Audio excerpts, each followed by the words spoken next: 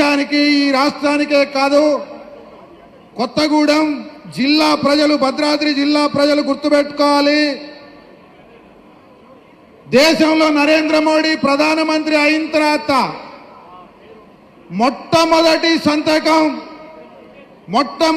సంతకం కొత్తగూడెం జిల్లాకు తీవ్రమైనటువంటి అన్యాయం చేసే తెలంగాణ రాష్ట్రానికి ఆనాడు ఉమ్మడి జిల్లాగా ఉన్నటువంటి ఖమ్మం జిల్లాకి తీవ్రమైనటువంటి అన్యాయం చేసే ఫైల్ మీద సంతకం చేశాడు.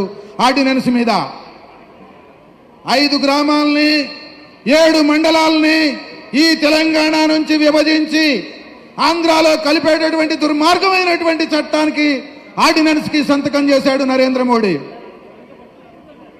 కాంగ్రెస్ పార్టీ ఎన్నికల ప్రణాళికలో ఆ 5 గ్రామాలని తీసుకొని వచ్చి తిరిగి తెలంగాణలో కలుపుతామని చెప్పేసి రాస్తే నిన్న కేంద్ర మంత్రి కిషన్ రెడ్డి అంటా ఉన్నాడు, రేవంత్ రెడ్డి గారికి తెలిసి మాట్లాడుతున్నాడో తెలియక మాట్లాడుతున్నాడో ఆయనకి ఏమి తెలుసో ఏమి తెలియదో మాకు తెలియదు, విభజన చట్టంలో ఉంది కాబట్టి విభజించాము అని చెప్పేసి ఈ వేదిక మీద నుంచి చెప్తా ఉన్నాం. కిషన్ రెడ్డి విభజన చట్టంలో ఉందా?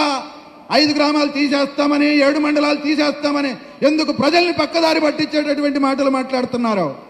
అందుకే కొత్తగూడెం ప్రజలు అర్థం చేసుకోవాలి, మనకు తీవ్రమైన అన్యాయం చేసినటువంటి భద్రాచలం నియోజకవర్గానికి కొత్తగూడెం జిల్లాకి తీవ్రమైనటువంటి అన్యాయం చేసినటువంటి ఈ బీజేపీకి తగిన బుద్ధి చెప్పడానికి మనం అందరము సిద్ధం కావాలి. అట్లాగే కొత్తగూడెం నియోజకవర్గంలో ఖమ్మం నియోజకవర్గంలో పార్లమెంటు నియోజకవర్గంలో పోటీ చేస్తా ఉన్నటువంటి రఘురామరెడ్డి గారు త్రిపుల్ ఆర్ అని చెప్పేసి అంటా ఉన్నారు.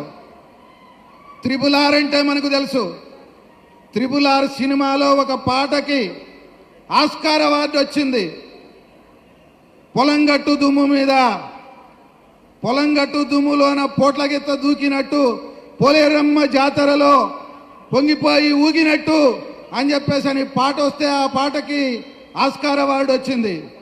అట్లాగే ఈ త్రిపుల్ ఆర్కి ఈ ఖమ్మం పార్లమెంటు నియోజకవర్గం ఈ రాష్ట్రంలోనే అత్యధిక మెజారిటీ ఇచ్చేటటువంటి నియోజకవర్గంగా ఉంటుంది, ఉండాలి.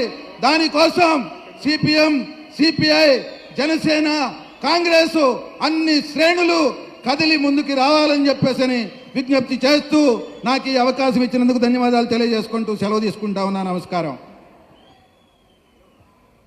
సుదర్శన్ గారికి ధన్యవాదాలు.